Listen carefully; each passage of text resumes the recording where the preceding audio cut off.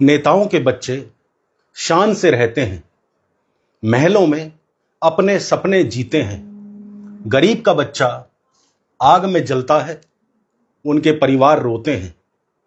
आखिर नफरत का बोझ वही तो ढोते हैं। नमस्कार, मैं आकाश आहूजा। दोस्तों, आप लोगों ने आज इस पॉडकास्ट की हेडलाइन देख ली होगी, एक जो मैंने आपको इंडिकेट किया है कि आपके बच्चे शौचालय में जबकि नेताओं के बच्चे विद्यालय में।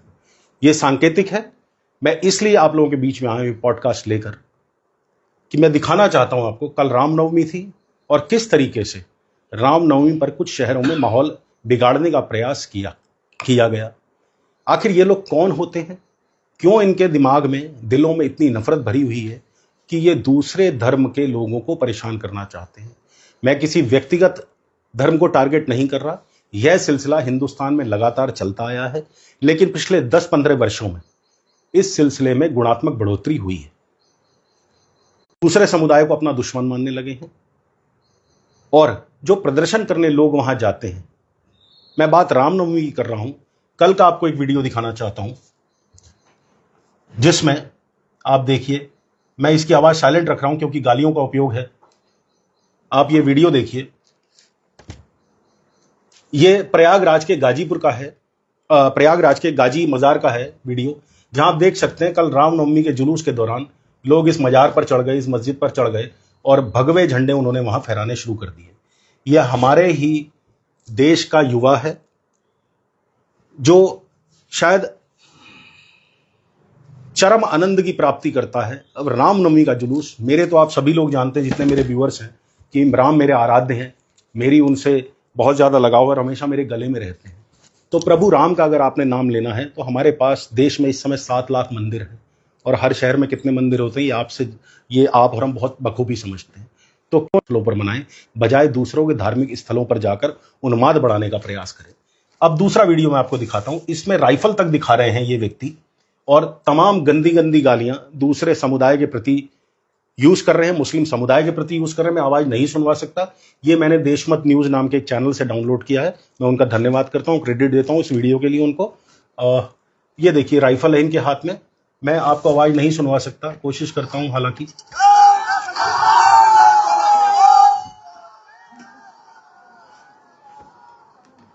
दोस्तों, ये धर्मांध भीड़ कहां से आ रही है? क्यों आखिर हमारे देश के युवा धर्म के प्रति नफरत करना, अपने धर्म की रक्षा करना यही अपना काम समझते हैं? हमारे धर्म की रक्षा स्वयं हो रही करते हैं, जिसके पास जरा सी मुसीबत होने पर हम लोग हाथ जोड़कर पहुंच जाते हैं, अपने माथे रगड़ने लगते हैं। नवरात्र के व्रत थे, हम लोगों ने पूजा पाठ की। मैं तो 2 बार का पूजा पाठी हूं नवरात्र के व्रत में, सभी उपवास रखता हूं। तो मैं भी माता रानी के जब चरणों में अपना अर्पण करता था, जो भी मेरी क्षमता होती थी, तो माँ से मैं मांगता था अपने बच्चों के लिए, अपने परिवार के लिए, अपने दोस्तों के लिए, अपने इष्ट जनों के लिए। तो हमारे भगवान को हमारी रक्षा की आवश्यकता नहीं। अपनी रक्षा, वो तो प्रकृति, पूरी दुनिया की रक्षा स्वयं कर रहे हैं भगवान। तो ऐसे में धर्म के नाम पर ऐसा धर्मांध होना कहां तक जायज है? मैं कुछ और एग्जाम्पल आपको देता हूं। एक एग्जाम्पल आपको याद होगा, अशोक परमार नाम का एक व्यक्ति गोधरा के दंगों में, का वो पोस्टर बॉय, ये वीडियो देखिए। इसमें जो शख्स दिख रहा है ये 2002 के गुजरात दंगों का पोस्टर बॉय है। वीडियो में ये कह रहा है गुजरात मॉडल अडानी, अंबानी और भ्रष्टाचारियों के लिए होगा, लेकिन दलितों, गरीबों, पीड़ितों, चाहे वो हिंदू हो या मुसलमान, उनके लिए ये फेल है। मुझे हिंदुत्व का चेहरा बनाया गया, लेकिन आज मेरी ये हालत क्यों है? वो तो हिंदुत्व का चेहरा बनाया था और तुम तो हिंदुत्व के नेता हो, तो अशोक मोची क्यों वहाँ बैठा है? अशोक मोची जैसे न जाने कितने युवाओं को भाजपा की नफरत की राजनीति ने अपनी राजनीतिक रोटियां सेकने के लिए दंगों में इस्तेमाल किया और अपने खुद के बच्चों को विदेशों में पढ़ने भेजा और आईसीसी जैसी संस्थाओं का चेयरमैन, विधायक, मंत्री बनाया। साफ है, जो लोग इस नफरत की आग को भड़का रहे हैं वे पलट कर आपकी ओर देखेंगे भी नहीं। उदाहरण आपके सामने है। आज ये बात, हालांकि इस वीडियो में भाजपा को टारगेट किया गया है। मैं किसी दल विशेष को टारगेट नहीं करना चाहता, क्योंकि अपने मतलब के लिए, चाहे कांग्रेस हो, सपा हो, भाजपा हो, बसपा हो या कोई और दल हो, सब आपके बच्चों को इस्तेमाल करते हैं, प्रयोग करते हैं। लेकिन ये इसलिए इंपॉर्टेंट है कि अशोक परमार आज से लगभग 30-32 साल पहले जब गोधरा 22 साल पहले जब गोधरा कांड हुआ था, तो उस समय परमार अशोक मोची के नाम से जाना जाता है। यानी उसके जीवन में कोई सुधार नहीं हुआ, भले ही उसने गोधरा में नंगी तलवारें लेकर प्रदर्शन किया हो, कुछ लोगों को शायद मारा भी हो, मैं नहीं कह सकता, और पूरी दुनिया में ये पोस्टर गया था। और इसके साथ एक और थे अंसारी, उनका भी पोस्टर गया था रोते हुए का। आज दोनों अपने अपने धंधों में हैं। और आप यकीन मानिए, एक बहुत बड़ी खुशनुमा खबर इस दौरान भी आई थी कि अशोक मोची की जो दुकान खुली थी उसका उद्घाटन करने अंसारी स्वयं आया था। यानी जो लोग कभी किस जमाने में दो धर्मों के पोस्टर बॉय बने थे, नफरत के पोस्टर बॉय बने थे, वो आज सत्ता की असलियत समझ चुके हैं और दोनों मिल चुके हैं। इसके अलावा एक मैं आपको और बताता हूं, बहराइच का आपको इंसिडेंट याद होगा, 13 अक्टूबर 2024 में अभी यूपी के बहराइच में जो हिंसा हुई थी, उस दौरान किस तरीके से धार्मिक उन्माद फैला और एक बच्चा था 22-23 साल का, राम गोपाल मिश्रा, उसकी हत्या कर दी गई थी। इस बच्चे ने एक मस्जिद के ऊपर भगवा झंडा लहराया था और उसके बाद कुछ मुसलमानों ने उसकी हत्या कर दी थी गोली मारकर। तो यानी उन्माद दोनों तरफ है। लेकिन आखिर इस बच्चे को ऐसी क्या मजबूरी पड़ी 22-23 साल को, जो रोजगार ढूंढने की जगह मस्जिदों पर चढ़कर भगवा लहरा रहा था? क्यों? मैं उस बच्चे की गलती नहीं मानता, मैं उसकी गलती मानता हूं जिसने उसका ब्रेन वॉश किया है। और यही दोस्तों ब्रेन वॉश हो रहा है। व्हाट्सएप यूनिवर्सिटी के जरिए, गोदी मीडिया के जरिए डेली आप लोगों का ब्रेन वॉश किया जाता है। आप लोगों को यह जताया जाता है कि इस देश में सबसे बड़ी समस्या एक खास धर्म का वर्चस्व स्थापित ना होना है। आखिर कैसे हम लोग 77 साल से एक साथ रह रहे थे, देश की तरक्की में योगदान कर रहे थे, हिंदू मुस्लिम सिख ईसाई धर्मों के भेद से ऊपर उठकर हम लोग हिंदुस्तानी थे। तो आज ऐसा क्या हो गया कि हम हिंदू बन गए? कल की घटना आपको याद दिलाता हूं। कल रुद्रपुर में अंबेडकर जो स्मृति स्थल है, बाबा साहब डॉक्टर भीमराव अंबेडकर भारत रत्न जो हैं, उनकी जो स्मृति स्थल है, वहां पर कुछ बच्चों ने टायर डाल दिया उनकी प्रतिमा के ऊपर। बहुत हंगामा हुआ। बाद में विधायक और मेयर सब बीच में आए, जिन्होंने कहा कि इसको ढूंढा जाएगा, और बाद में उसमें कुछ किशोर निकले जो टीनेजर्स थे। तो ऐसी नफरत उन बच्चों के मन में भी कहां से आई? अब क्या कहा जाए कि हिंदू मुस्लिम ये झगड़ा है या दो जातियों का झगड़ा है, क्या है? ये समझना होगा हम लोगों को कि नफरत कहां से आ रही है। लगेगी आग तो आएंगे घर कई जद में, लगेगी आग तो आएंगे घर कई जद में। यहां सिर्फ हमारा मकान थोड़ी है। आज आप झगड़ रहे हैं हिंदू मुस्लिम के नाम पर, कल आप हिंदू सिख के नाम पर झगड़ने लगेंगे, और उसके बाद वैश्य क्षत्रिय ब्राह्मण और शूद्र में विभाजित है, हम उसमें लड़ने लगेंगे। दोस्तों, मैं ये आकलन क्यों कर रहा हूं, मैं आपको क्यों समझाना चाहता हूं, इसका एक बहुत बड़ा रीजन है। वो रीजन मैं आपको बताता हूं। मेरा कहने का तात्पर्य यह है कि आखिर क्यों हमारे बच्चे और आपके बच्चे इन झगड़ों में जाएं। ये थोड़ा जूम करिएगा। मैंने एक नोट तैयार किया है और मैंने देखा कि नेताओं के बच्चे क्या कह रहे हैं। जैसा मैंने शेर भी पढ़ा था कि नेताओं के बच्चे महलों में रहते हैं, अपने सपने जीते हैं। तो ये देखिए, रिपोर्ट कहती है, केंद्रीय गृह मंत्री अमित शाह के पुत्र जय शाह निरमा विश्वविद्यालय गुजरात से बीटेक करने के बाद वर्तमान में भारतीय क्रिकेट कंट्रोल बोर्ड के सचिव और अंतर्राष्ट्रीय क्रिकेट परिषद के अध्यक्ष हैं। दोस्तों, 35 साल के हैं जय शाह और इंटरनेशनल क्रिकेट काउंसिल के अध्यक्ष हैं, जबकि आज तक उन्होंने कोई रणजी तो क्या, शायद क्रिकेट मैच कोई भी नहीं खेला होगा। तो ऐसी क्या काबिलियत थी जय शाह के अंदर कि एक आम इंसान के बच्चे की जगह जय शाह आईसीसी का अध्यक्ष बनता है? क्यों बनता है? आपके बच्चे लड़े, आपके बच्चे मस्जिद पर भगवा फहराएं, आपके बच्चे मंदिर में जाकर हंगामा करें, मैं दोनों धर्मों की बात कर रहा हूं, और उनके बच्चे देखिए इसके आगे। पूर्व विदेश मंत्री सुषमा स्वराज की पुत्री बांसुरी स्वराज ने ऑक्सफोर्ड विश्वविद्यालय और बीपीपी लॉ स्कूल लंदन से कानून की पढ़ाई की और अब वे नई दिल्ली लोकसभा सीट से सांसद चुनी गई हैं। ये हैं स्वर्गीय सुषमा स्वराज जी की बेटी बांसुरी, जिनका मैं बहुत सम्मान सुषमा स्वराज जी का करता था। बहुत अच्छी वक्ता थी, बहुत अच्छी नेता थी। लेकिन क्यों नहीं अशोक परमार का बच्चा दिल्ली लोकसभा से चुना गया और आज अशोक परमार मोची का काम कर रहा है, जो पोस्टर बॉय था, जिसने गोधरा के दंगों में जिसकी छवि पूरी दुनिया में गई थी, इमेज जिसकी। भारत के उपराष्ट्रपति जगदीप धनखड़ की बेटी कामना धनखड़ ने पेंसिल्वेनिया विश्वविद्यालय के वार्टन स्कूल से एमबीए किया है। वित्त मंत्री निर्मला सीतारमण की पुत्री परकला वांगमई ने लंदन स्कूल ऑफ इकोनॉमिक्स से उच्च शिक्षा प्राप्त की है। वाणिज्य मंत्री पीयूष गोयल के दोनों बच्चे, पुत्र ध्रुव और पुत्री राधिका, हार्वर्ड यूनिवर्सिटी अमेरिका से इन्वेस्टमेंट बैंकिंग की पढ़ाई कर चुके हैं। विदेश मंत्री एस जयशंकर के पुत्र ध्रुव जयशंकर मैक्लेस्टर कॉलेज और जॉर्ज टाउन यूनिवर्सिटी से सुरक्षा अध्ययन में एमए कर चुके हैं। रक्षा मंत्री राजनाथ सिंह के पुत्र नीरज सिंह ने लीड्स यूनिवर्सिटी यूके से एमबीए किया है। पूर्व सूचना प्रसारण मंत्री स्मृति ईरानी की सौतेली पुत्री शनेल ईरानी ने जॉर्ज टाउन यूनिवर्सिटी से एलएलएम किया है। कृषि मंत्री शिवराज सिंह के चौहान के पुत्र कार्तिकेय चौहान ने भी यूनिवर्सिटी ऑफ पेंसिल्वेनिया से एलएलएम किया है। नागरिक उड्डयन मंत्री ज्योतिरादित्य सिंधिया के पुत्र महाआर्यमन सिंधिया येल यूनिवर्सिटी से एमबीए कर चुके हैं। पूर्व कानून मंत्री रविशंकर प्रसाद के पुत्र आदित्य शंकर ने कॉर्नेल यूनिवर्सिटी से कानून की पढ़ाई की और अब भारत में वकालत कर रहे हैं। पूर्व पर्यावरण मंत्री प्रकाश जावड़ेकर पुत्र अपूर्व जावड़ेकर बॉस्टन यूनिवर्सिटी से अर्थशास्त्र में पीएचडी कर चुके हैं। वहीं पूर्व राजनयिक व मंत्री हरदीप सिंह पुरी की बेटी तिलोत्तमा पुरी ने वार्विक यूनिवर्सिटी से पढ़ाई की है। तो दोस्तों, ये है असलियत कि उनके बच्चे महलों में, उनके बच्चे विदेशों में और आपके बच्चे मंदिरों और मस्जिद के बाहर। मेरा हृदय बहुत दुखा ये वीडियोस देखकर कि आखिर क्यों नफरत फैल रही है, क्यों 22-23 साल के युवाओं को रोजगार की तलाश में पड़ रहा है। हमें सोचना पड़ेगा क्या संस्कार हम दे रहे हैं, कैसे उनका ब्रेन वॉश हो रहा है। पेरेंट्स को आगे आना पड़ेगा, व्हाट्सएप यूनिवर्सिटी को छोड़ना पड़ेगा। मैं आपको व्यक्तिगत बताता हूं, मैंने व्हाट्सएप यूनिवर्सिटी पर आज तक कोई फॉरवर्ड नहीं किया जब तक मैं उसकी तस्दीक नहीं कर लेता।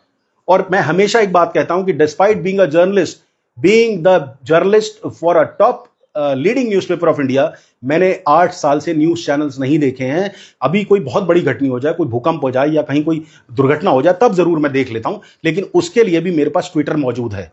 मैं ट्विटर से सर्च कर लेता हूं, मैं गूगल से सर्च कर लेता हूं, मैं चैट जीपीटी और ग्रोक से सर्च कर लेता हूं, लेकिन इस तरह से मैं अपना ब्रेन वॉश करने के लिए नहीं बैठता। आप कभी देखिए कि न्यूज मीडिया चैनल्स जो हैं, मीडिया हाउसेज, वो आपको क्या परोस रहे हैं, आपके बच्चों को क्या दे रहे हैं, क्या आपके बच्चे कर रहे हैं। अभी कुछ दिन पहले की बात है, मुख्यमंत्री पुष्कर सिंह धामी का रोड शो था और लगभग 40-50 मोटरसाइकिल उस रोड शो में थी।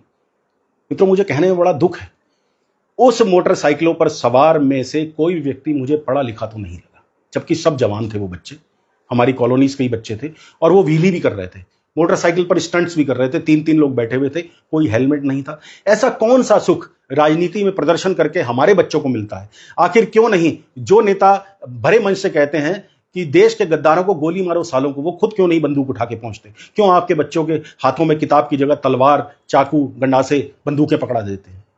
ये बहुत जरूरी है दोस्तों, हमारा देश सही दिशा में नहीं जा रहा। हम लोग प्यार से रहते हैं 78, देखिए झगड़े हर तरफ होते हैं, झगड़े 2 सगे भाइयों में भी होते हैं। आप देखते हो कि विवाद में गोली चल गई, तो ऐसा नहीं है कि हिंदू मुस्लिम झगड़े कोई नए हैं, लेकिन झगड़े तो 2 सगे भाइयों में भी होते हैं, परिवार के अंदर भी होते हैं, माँ बेटे का भी होता है, बाप बेटे का भी होता है। तो उन झगड़ों को नजरअंदाज करके हमें आगे बढ़ना होगा। आपके बच्चे पढ़ रहे विदेशों में, LLM की डिग्रियां ले रहे हैं, MBA की डिग्रियां ले रहे हैं, और दूसरों के बच्चों को आप कहते हैं औरंगजेब की कब्र खोदो जाकर। ये कहां का इंसाफ है? ये कहां की राजनीति है? मैं किसी को नहीं छोड़ता, तुष्टीकरण की राजनीति कांग्रेस ने भी खूब करी है। इससे पहले 60 साल जो देश की सरकार रही, उसमें कांग्रेस ने भी तुष्टीकरण की राजनीति बहुत करी है, लेकिन आज की वर्तमान रूलिंग जो भाजपा है, वो भी तुष्टीकरण की राजनीति कर रही है।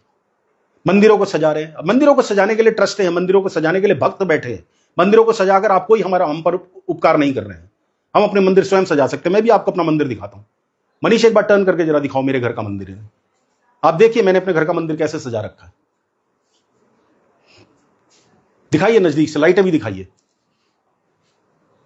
ये मैं भी पूजा करके बैठा हूं थोड़ी देर पहले, और आप ये देखिए मेरे मंदिर को कितने अच्छे ढंग से मेरी पत्नी ने सजा रखा। ऊपर लाइटिंग भी दिखाइए आप इन्हें। आइए वापस। क्या राजनेताओं का यह काम है कि वो मंदिरों को सजाए? राजनेता का काम है हमें रोजगार देना, हमें सड़क देना, हमें स्वास्थ्य देना, हमें शिक्षा देना। इन चीजों से भटकाकर आपको मंदिर मस्जिद में उलझा रखा है। किस लिए आखिर? ये जो रामगोपाल मिश्रा जिसका मैंने पहले जिक्र किया था, वो बच्चा मर गया। हालांकि शुरुआत उसने करी। उसने जाके मस्जिद पर जब वो चढ़ा और उसने जब भगवा ध्वज लहराया था, तो मस्जिद की पूरी ऊपर की जो बाउंड्री थी, जो रेलिंग थी, वो टूट के गिर गई थी, जिसके बाद नफरत फैली बहराइच में। आपने देखा ही, अखबारें सनी रही, शाहियां खत्म हो गई लिखते लिखते बहराइच हिंसा के ऊपर। मरा कौन? आपका बच्चा, किसी गरीब का बच्चा। मैं आज भी माता रानी की जब पूजा करता हूं तो सबसे पहले अपने बच्चों का कुशल क्षेम मांगता हूं। शायद आप भी। उम्र के एक पड़ाव पर पहुंचने के बाद बच्चों से इंपॉर्टेंट कुछ नहीं रह जाता, बच्चों से महत्वपूर्ण कुछ नहीं होता। हम तो अपनी जिंदगी जी चुके, 45 प्लस हो चुके। अगर भगवान ने सही जिंदगी तो 15-20 साल और जी लेंगे, लेकिन अब समय किसका? हमारे बच्चों का। कल ऐसा ना हो कोई गोली चले, कोई तलवार चले और वो आपके बच्चे पर चले। नेताओं के बच्चों पर कुछ नहीं चलने वाला। वो लोग तो बैठे हैं बहुत बड़ी बड़ी जगहों पर, उनके फोटोग्राफ चेक कर लीजिए। नेता गले मिल रहे हैं दूसरे धर्म के लोगों से और दूसरों को बताएंगे विधर्मी। आपकी पार्टी में जब कोई मुस्लिम है, अल्पसंख्यक है, तो वो बहुत अच्छा है, लेकिन नफरत की बात आएगी तो बच्चों को झोंक देंगे गरीबों पे। क्यों हो रहा है आखिर?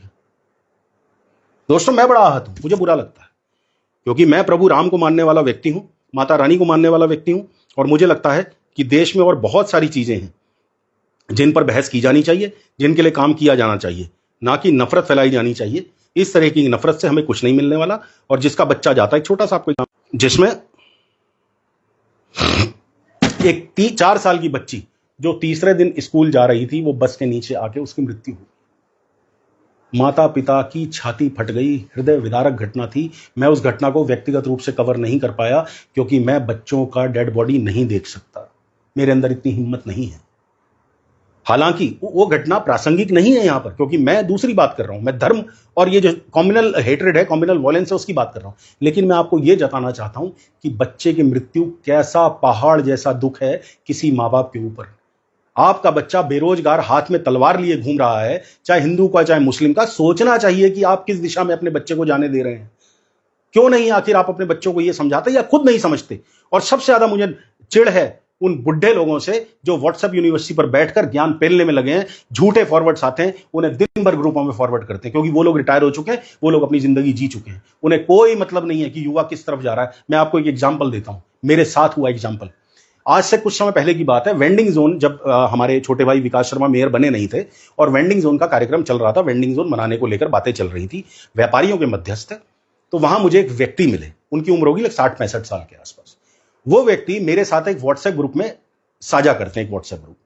वो रोज मैसेज करते थे उल्टे सीधे, जिससे हिंदू मुस्लिम नफरत फैलती थी। मुझे बहुत बुरा लगता था कि ऐसा क्यों करते हैं, ऐसा क्यों करते हैं, लेकिन मैंने उसको अनदेखा किया। एक दिन उन्होंने महात्मा गांधी के विषय में कोई गलत फॉरवर्ड किया, उस दिन मैं बर्दाश्त नहीं कर पाया और मैंने उस ग्रुप में ही उन्हें मैसेज किया कि अगर राष्ट्रपिता महात्मा गांधी के बारे में आपने इस तरह का भ्रामक और झूठा तथ्य दोबारा लिखा तो मैं आपके खिलाफ व्यक्तिगत रूप से FIR दर्ज कराऊंगा। उन्होंने, जो ग्रुप के एडमिन थे, उन्होंने उस सज्जन को, बुजुर्ग सज्जन को डिलीट करने के लिए कहा और मुझसे फोन पर ग्रुप के एडमिन ने माफी मांगी कि भैया इस तरह की हरकत आज के बाद नहीं होगी। मैंने कहा मैं सब कुछ बर्दाश्त कर सकता हूं, लेकिन देश के महापुरुषों के बारे में नहीं बर्दाश्त कर सकता। फिर यह घटना आती है, वेंडिंग जोन वाली मीटिंग चल रही थी नगर निगम सभागार में और वहां वो व्यक्ति पहुंचे हुए थे। मैंने उन 60-65 साल के व्यक्ति को पास बुलाकर पूछा, मैंने कहा सर आप यहां कैसे आए हैं? तो उन्होंने मुझसे कहा कि मेरी भी दुकानें हैं, उस चक्कर में आया। तो मैंने कहा सर आप तो दिन भर व्हाट्सएप पे नफरत फैलाते हैं, यहां टाइम क्यों वेस्ट कर रहे हैं, जाइए नफरत फैलाइए। और साथ ही साथ मैंने यह कहा कि ऐसा करिए, अपने बच्चों को लेकर मुस्लिम इलाकों में घुस जाइए तलवार लेकर, और जो संदेश आप दूसरों को देते हैं वो संदेश पर अमल करिए। आप मेरी बात की गहराई समझिएगा। और उस बात का मेरे भगवान राम साक्षी हैं कि मैं बिल्कुल एक एक शब्द सत्य बोल रहा हूं। उस व्यक्ति ने मुझसे यह कहा कि वो मैसेज तो मैं फॉरवर्ड करता हूं अपने बच्चों को, थोड़ी कोई आगे भेजता है लड़ने के लिए। और उसके बाद दोस्तों, मेरी डिक्शनरी में जितने अभद्र शब्द थे वो मैंने सब उसको दिए। मैंने कहा तुम्हें शर्म आनी चाहिए, अगर तुम अपने बच्चों को आगे नहीं भेज सकते तो दूसरों के बच्चों को नफरत की आग में झेलने का तुम्हें कोई अधिकार नहीं है, झोंकने का। किसी का बच्चा तुम्हारी वजह से जाए और कहीं वो काल कलवित हो जाए, कहीं उसको चोट लग जाए, उससे किसी की हत्या हो जाए, उससे किसी को चोट चली जाए और वो जेल में चला जाए, उस परिवार की क्या स्थिति होगी? तुम्हें किसने अधिकार दे दिया? वही करो जो तुम अपने घर में कर सकते हो, वही नफरत फैलाओ जो तुम अपने बच्चों को बांट सकते हो, अपने बच्चों को बांट सकते हो, अपने बच्चों को जहां भेज सकते हो। दूसरों के बच्चे तुम्हें क्या स्केप गोट लगते हैं, बलि के बकरे लगते हैं? अंग्रेजी में शब्द होता है स्केप गोट, आपको स्केप गोट लगते हैं। बड़ी दुखद स्थिति है दोस्तों। मैं मानता हूं भगवान हमारी प्रायोरिटी है, लेकिन भगवान सबका रक्षक है। प्राणी प्राणी में व्याप्त है भगवान, कण कण में व्याप्त है। तो फिर हिंदू और मुसलमान में भेद कैसा, सिख और ईसाई में भेद कैसा? उनके अंदर भी तो भगवान है। प्रभु तो कहते हैं, आप किसी की भी वाणी उठा लीजिए, प्रथम पातशाही गुरु नानक देव जी की वाणी उठा लीजिए, वो भी कहते हैं एक ओंकार, हर जगह पर व्याप्त है प्रभु। हिंदू धर्म में कहा गया कण कण में व्याप्त है प्रभु। तो जब कण कण में प्रभु व्याप्त हैं तो सामने वाला इंसान किसी भी धर्म का, क्या उसके अंदर भगवान नहीं है? क्या हम लोग प्रेम का संदेश नहीं दे सकते? क्या हम लोग यह सोचकर आगे नहीं बढ़ सकते कि इन चीजों से हमें कुछ नहीं मिलने वाला, हमें तरक्की करनी पड़ेगी? मैं ऐसे ऐसे एग्जाम्पल्स आपको दे सकता हूं जहां 20-20, 22-22 साल के बच्चे बहुत बड़े इंस्टीट्यूशन से पढ़ के अपने पूरे घर को चला रहे हैं और उन्हें कोई मतलब नहीं है कि देश में क्या नफरत के दौर चल रहे हैं, उन्हें कोई मतलब नहीं है इस चीज से। वो जानते हैं कि देश की तरक्की। एक बच्चा है मेरी नजर में, मैं आपको बताता हूं, उसको अभी प्लेसमेंट मिली होंडा में, जापान में। वो बच्चा होंडा कंपनी में नहीं गया, scientist, engineer scientist, machine learning जिसे कहते हैं, नहीं गया।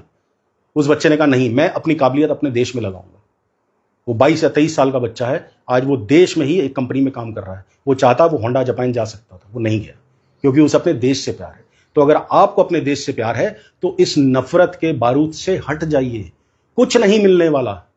मैंने अशोक परमार का इतना बड़ा एग्जाम्पल आपको दे दिया। अशोक मोची नाम से आज वो जाना जाता है। क्या पिछले 23 साल में उसकी किसी ने सुध ली? क्या उसे स्वर्गीय सुषमा स्वराज जी की बेटी बांसुरी स्वराज की तरह किसी ने सोचा कि उसे MP बना दिया जाए? कोई नहीं बनाएगा। आपका बच्चा राम गोपाल मिश्रा की तरह कहीं स्वाहा हो जाएगा। नफरत की भेंट चढ़ जाएगा, नफरत की आग में जल जाएगा। इसलिए मेरा आपसे करबद्ध निवेदन है, रामनवमी मेरे प्रभु राम के जन्म का दिन है। मैंने भी कल मनाया। मेरा संदेश अगर आप पढ़ेंगे, मैं डालूंगा, कोशिश करूंगा, मैं फेसबुक पर डाल दूंगा संदेश जो मैंने लिखा था प्रभु श्री राम के लिए, कि उनके जन्म और उसके बाद के जीवन से हमें क्या क्या प्रेरणा मिलती है। प्रभु राम के जीवन से हमें नफरत की प्रेरणा नहीं मिलती।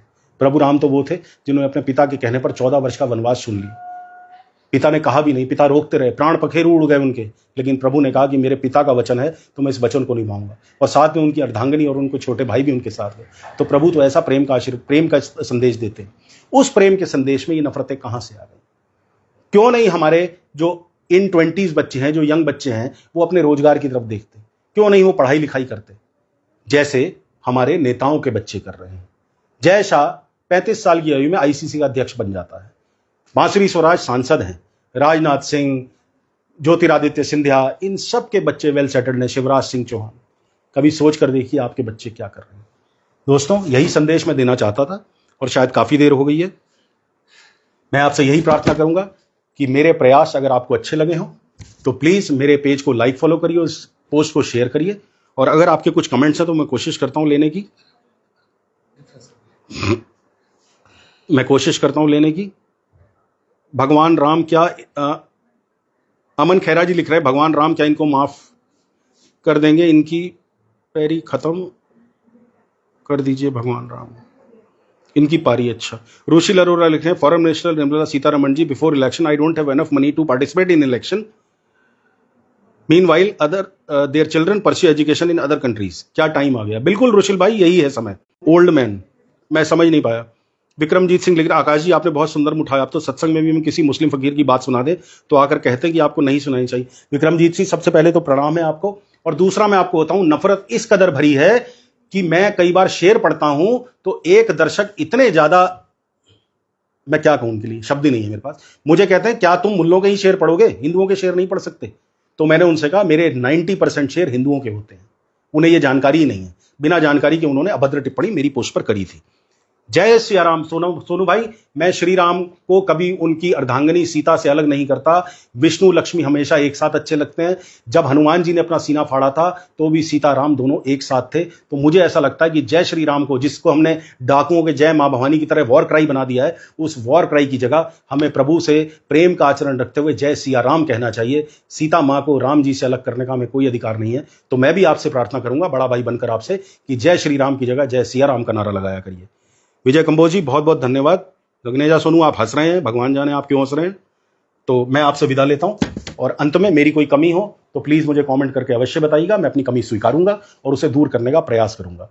और एक विनम्र निवेदन कि मेरा पेज लाइक, फॉलो, और इस पोस्ट को अगर अच्छा लगे तो शेयर करिए, क्योंकि भूपुराम खबरी षड्यंत्रों के तहत कुछ लोगों ने हैक करवा दिया। तो अब मैं आकाश आहूजा शो नाम से नया शो लेकर आपके बीच में आया हूं। तो इसमें मुझे आप लोगों के साथ की, आपके स्नेह की, आपके आशीर्वाद की बहुत ज्यादा आवश्यकता है। तो जल्दी मिलता हूं किसी और चर्चा पर। भारत माता की जय।